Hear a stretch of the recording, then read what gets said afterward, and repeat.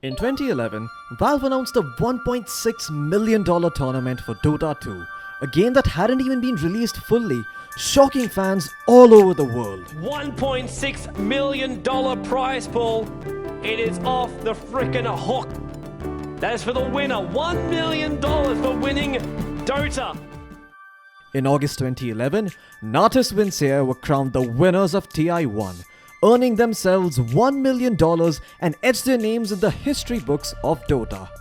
By 2012, even though the game was in beta, the player base was increasing rapidly, adding over 10,000 new players per month. TI2 saw Chinese side Invictus Gaming being crowned TI Champions. The sheer amount of money and Valve's persistent efforts at bettering the game meant that by the time TI3 rolled around, over 500,000 players were playing Dota 2. It was at this time that Valve introduced what was then known as the Compendium. Priced at $10 for the initial release, Valve also announced that $2.5 of each Compendium purchase would be added to the prize pool for TI3. Every time that you guys play a match or create an item or contribute to the Compendium, you're helping make Dota better for the rest of us. And the winning team, Alliance, walked away with the lion's share of just under 1.5 million. The first Compendium was basic, yet comprised of all the elements that are still found in today's battle passes. It even included 7 stretch goals, depending upon the contribution of the community. It also included a variety of cosmetic items like a new HUD, courier, hero skins, and taunts. Some of the features like voting for all-star teams and player cards, which were introduced, are staples of the battle pass to this day. TI3 was the biggest esport LAN in terms of prize pool at the time and showed the world the power of crowdfunding and community support in the growth of esports. The success of the TI3 Compendium was a massive boost for the entire Dota 2 scene as the big money gave it more mainstream media coverage, and by the time TI4 rolled around, Dota 2 was peaking at around 800,000 unique players concurrently. Valve even allowed third-party TOs like ESL, Dream League, Summit, etc. to come up with their own mini compendiums, or tickets as they were called.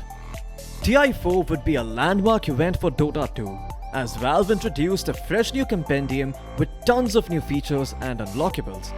With 25% of all compendium related purchases going towards the TI4 prize pool, the Dota 2 community achieved what very few thought was possible at the time. The TI4 prize pool reached over $10 million, almost close to 11 million. An unprecedented amount, especially considering what other esport tournaments and titles were paying at the time. The TI4 Compendium contained 23 stretch goals, all of which were unlocked by the community. It also introduced a revamped version of Compendium levels, including Battle Pass boosters to help Compendium owners accelerate the process. At the time, $10 million for a single LAN was simply unheard of, and no other esport titles or TO was close to matching the amount, allowing Dota 2 to grow and expand even more rapidly. By January of 2015, Dota 2 was peaking at over 1.2 million unique players concurrently, and expectations were high by the time TI5 Compendium was announced. The Compendium included new features like cursor packs, custom animations, hero as well as global challenges, along with 20 stretch goals, all of which were met by the community, which allowed the total prize pool of TI5 to reach 18.4 million. The TI5 Compendium was also the first one to include a physical item, a replica of the Aegis which would be shipped to players whose Compendium level was over 1000. Following TI5, Dota 2 was consistently showing peak concurrent player bases of over 1 million players a month, and few had doubts that the TI6 prize pool would be even higher. With the introduction of the major circuit, Valve also released the Fall Compendium and the Winter Season Battle Pass.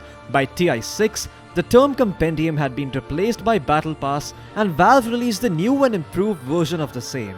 The biggest change was the addition of quests via paths, which added an element of playability and the removal of stretch goals. Valve also added Weekend Battle Cups, Arcana Voting, and Fantasy League. It also added community quests, all of which were completed with the help from players across the world, which allowed the prize pool for TI6 to cross $20 million. After the conclusion of TI6, many questioned whether Dota 2 had peaked as a community and whether it would be realistic to expect the prize pool to grow year after year. With other titles storming the gaming market, Dota 2's player base started dipping slowly. The TI7 Battle Pass was largely the same as the 2016 one, but a few key additions gave it just the edge it needed. A revamped path-based quest system, a custom game called Breaker, and new custom effects were just the start. But the addition of chat wheel sounds was the real clincher, as players spent their hard-earned moolah in trying to unlock the higher level sounds to spam in matches. Yep. Oh! Boom! Got him! Это просто! The TI7 prize pool fell just shy of the $25 million mark, astonishing experts and fans who felt that the prize pool growth was about to flatline. Last year, they changed up the quest system into the Cavern Crawl and also added 2 custom games in the Under Hollow and Mutation mode. However, once again, the chat wheel voice lines were the ones which took the cake.